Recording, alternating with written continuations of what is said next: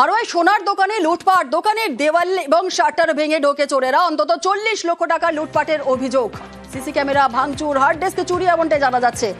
Police প্রাথমিকভাবে কি মনে করছে জানবো। আমাদের সঙ্গে রয়েছেন আমাদের প্রতিনিধি জিয়াউল আলম, আরো বিস্তারিত বলবেন। জিয়াউল, দেখো, একেবারে হাড়োয়া থানার গবিরিয়া বাজার এলাকায় একটি সোনার দোকানে লুটপাট এবং ডাকাতির ঘটনা ঘটলে এমনটাও কিন্তু এলাকার মানুষ জানাচ্ছেন। তার কারণ যেভাবে এই ডাকাত দল বা দুষ্কৃতী দল একেবারে ঢোকে সোনার দোকানে, সেখানে একাধিক লকার, তালা, শাটার এবং দেয়াল ভেঙে যে সিন্দুক, সেই সিন্দুকও কিন্তু সেখান থেকে তুলে নিয়েছে এবং সেখান থেকে প্রায় এখনো পর্যন্ত প্রায় 8 কেজি রূপো, 20 ভরি সোনা এবং 80,000 টাকা, সব মিলিয়ে প্রায় না হলেও 40 লক্ষ টাকা জিনিস কিন্তু সেখান থেকে নিয়ে চম্পট দেয় চোরের দল বা ডাকাত দল।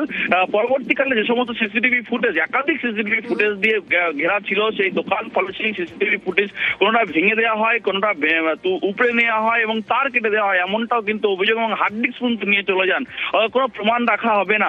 ফলে যেভাবে এই গবিরিয়া এলাকায় রাতের অন্ধকারে, একেবারে শীতের রাতে যেভাবে ডাকাতির ঘটনা একটা এলাকায় চাঞ্চল্য সৃষ্টি হচ্ছে, ইতিমধ্যে কিন্তু পুলিশ ঘটনাস্থলে গেলেন, তদন্ত শুরু করেছেন। যেহেতু বাজার এলাকায় একাধিক সিসিটিভিতে নজর রেখেছে পুলিশ, ইতিমধ্যেই পুলিশ তদন্ত শুরু করেছে কে বা কারা এই ঘটনার সঙ্গে যুক্ত। ধন্যবাদ।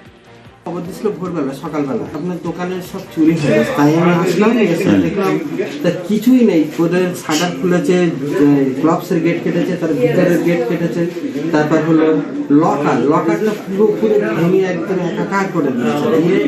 মানে কিছুই রাখিনি, জিনিসপত্র যা যেখানে ছিল আমার কিছুই রাখিনি। সিসি ক্যামেরা অবশ্যই আছে, হার্ড ডিস্কটা তো দেখতে পাচ্ছি না, হার্ড ডিস্কটা মনে হয় নিয়ে গেছে। মোট কত টাকা চুরি হলো আপনার? 40 লাখ। সোনার দোকানে লুটপাট হয়ে বের করে সব মাল নিয়ে চলে গেছে।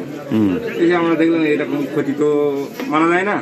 ও লোকের যে ফোন করেছে, লোক ফোন করার পর লোক এসে প্রচুর ক্ষতি হয়ে গেছে।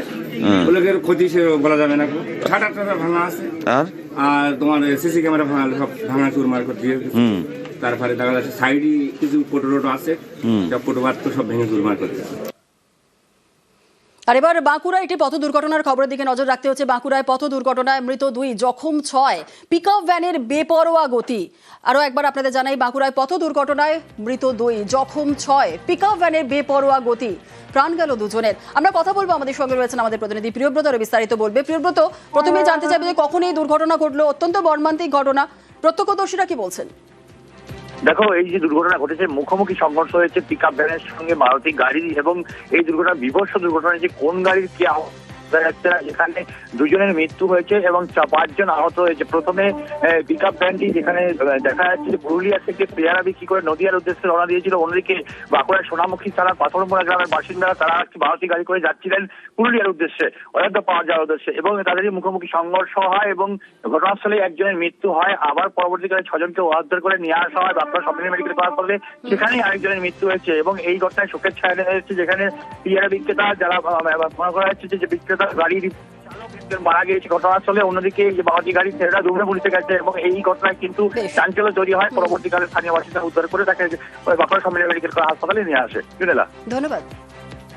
আপনার মানবাজার দিক থেকে এসে হাতিরামপুর রোডে যাচ্ছিল, হাতিরামপুর মুখে যেতে যেতেই চাপাসলের এই জায়গায় পাল্টি হয়। ড্রাইভার না সামালতে পারে, গাড়ি এখানে পিচের উপরে পাল্টি যাই করে দেয়। তখন সঙ্গে সঙ্গে ওরা বস্তার উপরে চাপিয়েছিল না কি ছিল, ওরা ছিটকি হয়ে বিভিন্ন জায়গায় পড়ে থাকে। তা তো এখানেই মারা গেল। মানে যে যা ছিল ওগুলো সব নিয়ে হসপিটালে নিয়ে যায়। আরও একটি পথ দুর্ঘটনায় মৃত্যু ঘিরে বিক্ষোভ, দেহ রাস্তায় রেখে বিক্ষোভ ক্ষিপ্ত জনতার। বাঁকুড়ার রায়পুরের বক্সি বাজারের ঘটনা। সোমবার রাতেই পথ দুর্ঘটনায় মৃত্যু হয় এক যুবকের। আর 24 ঘন্টায় কেউ গ্রেফতার না হওয়ায় ক্ষোভ, অবিলম্বে অভিযুক্তকে গ্রেফতারের দাবি। মৃতের পরিবারকে অর্থ সাহায্যেরও দাবি তোলা হয়। আমাদের দাবি, গ্রামবাসীর দাবি যে ন্যায্য বিচার চাই। এখনো পর্যন্ত কেন প্রশাসন স্টেপ নেয়নি, আমরা এটা বিচার চাই। গাড়ি কেন এখনো ধরা পড়েনি? সিসি ক্যামেরা এত জায়গায় লাগানো আছে, তা সত্ত্বেও কেন ধরা পড়েনি? আমাদের যে দোষী তাকে সাব্যস্ত করে আমাদের যেমন এখানকে আসে। পুলিশ নাকি বলছে আপনাদের হাতে আমরা ছেড়ে দিলাম, আপনারা যা খুশি করেন। এটা কি কথার মধ্যে পড়লো? তাহলে পাবলিক যদি ঠিক দোষীকে বের করে তখন পুলিশ সামলাতে পারবে তো? আজকে ওই ছেলেটা বিপদ হলো, কালকে তো আবার অন্য কারো কোনো ছেলের এইভাবে বিপদ করতে পারে। কাকে পুলিশ চাপা দিতে চাইছে? ইমিডিয়েটলি এখানে নিয়ে আসুক দোষীকে, প্রমাণ হোক, তারপর আমরা এই মুদ্রা পড়ানো হবে। তারা মুদ্রা পড়ানো হয়ে গেলে প্রমাণ কি রইলো আমাদের কাছে? পুলিশ যখন এখনো পর্যন্ত কোনো প্রমাণ দিতে পারলো না।